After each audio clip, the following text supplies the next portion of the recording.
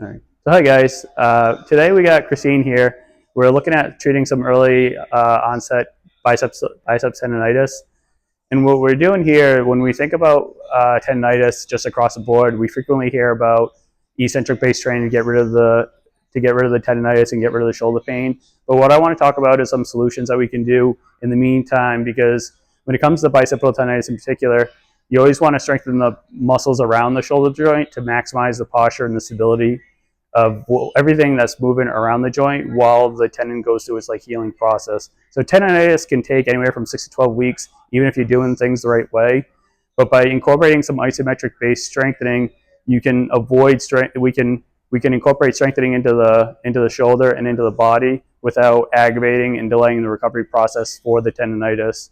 So what we think about when we think of isometric exercises is we want to work on activating the muscle and then holding it there while we put the muscle under tension. So isometrics, you're holding the muscle in one position, we're activating the muscle, and you're holding it there so that when we hold this position, we can see here that we're stretching out the biceps tendon and she's strengthening her shoulder blade. And then, so what we do over the course of like a 4 to 6 week window is we can work on strengthening these back muscles to get her posture and alignment in a better position. Meanwhile, the body's going through its normal healing process at the biceps tendon level. Like I said, it can take anywhere from 6 to 12 weeks. So you want to do as much as you can to avoid irritating and upsetting the biceps as you're going through the strengthening process. So it allows you to stay active while also rehabbing. So if you drop your arm down here and we grab the cable row. So we're going to set out here. So your traditional row is going to be rowing that arm back and forth. So we're going through a concentric action of the biceps and then an eccentric action of the biceps. If you do this for 3 sets of 10 while you're going through bicipital tendinitis, it just kind of irritates and aggravates that tendon in the joint.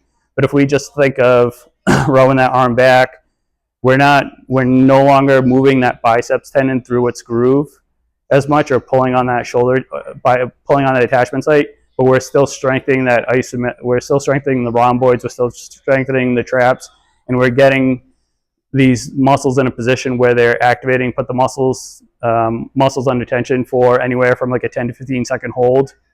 And for the rep scheme for something like this, you could do 10-second holds, you can do 10-15-second holds. It's really kind of geared around your conditioning. But if we hold that here, again, we're strengthening these muscles, teaching her good shoulder mechanics, teaching her good body mechanics, teaching her good ergonomics without again upsetting that shoulder joint. And then we can relax that and let that go.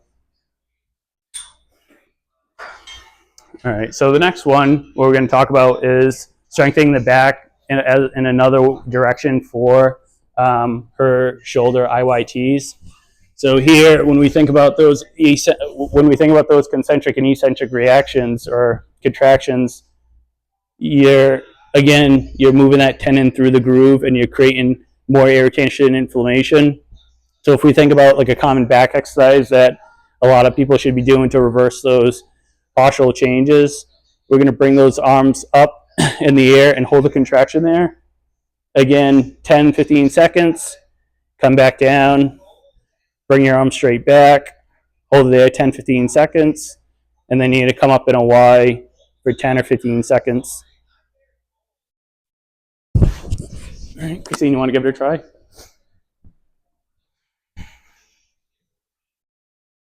So we're just going to go out to the side first.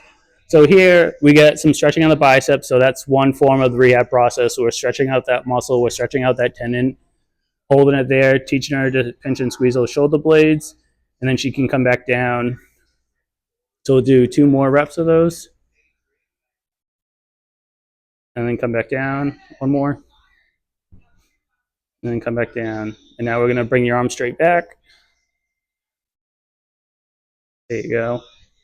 So also when we think about the positioning of the arm, a lot of people will hold their hands in different positions. But what we want to do here is we want to maximize the joint space in the shoulder. So whenever I have patients doing the shoulder extension exercise or the I want to keep that arm in a neutral grip because you don't want to open up and put additional strain on the shoulder with external rotation, and same thing with internal rotation, because then you'll lead to some shoulder impingement issues. If you hold it in a neutral grip, it's just like another way to activate that muscle in the correct way. And then you can come back down. Yep. And then come back down. And now in the side, you're going to bring that arm, you're going to bring the arms out to the side. Now here, I'll do more of a neutral grip at the wrist level. So now she's working on stretching out her pec major, pec minor, and then also her biceps is being stretched out in a good position. Teaching maximal control. Yep. And then again, if we kind of put her in like an overly external rotated position, just puts a lot more strain on that biceps tendon. So we just want to kind of keep it in a better position, in that neutral position. And the same thing if she kind of goes downward. It's not like awful to do it that way, but it just puts additional strain and runs the risk of getting like a shoulder impingement there.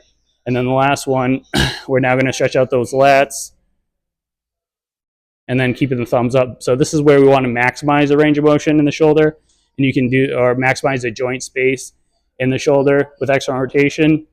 And you can see that if we had her turn her thumbs down, she's really pinching that bicep tendon in the front of the groove with some impingement. If we go to a neutral group, she's not going to be able to go as far. And if we open her up, she's going to be able to go up as far as she can, and then she can fire all those upper traps, mid traps, and lower traps. So again, just to kind of follow up, eccentric exercises are very important to get rid of bicipital tendinitis or any tendinitis throughout the body. We didn't go over that today. What we focused on today was isometric exercises. The isometric exercises allow you to put the muscle under tension for an extended period of time without moving the without moving the tendon throughout the groove to like further upset it. So isometric exercises are a great option for people to use at home or at the gym.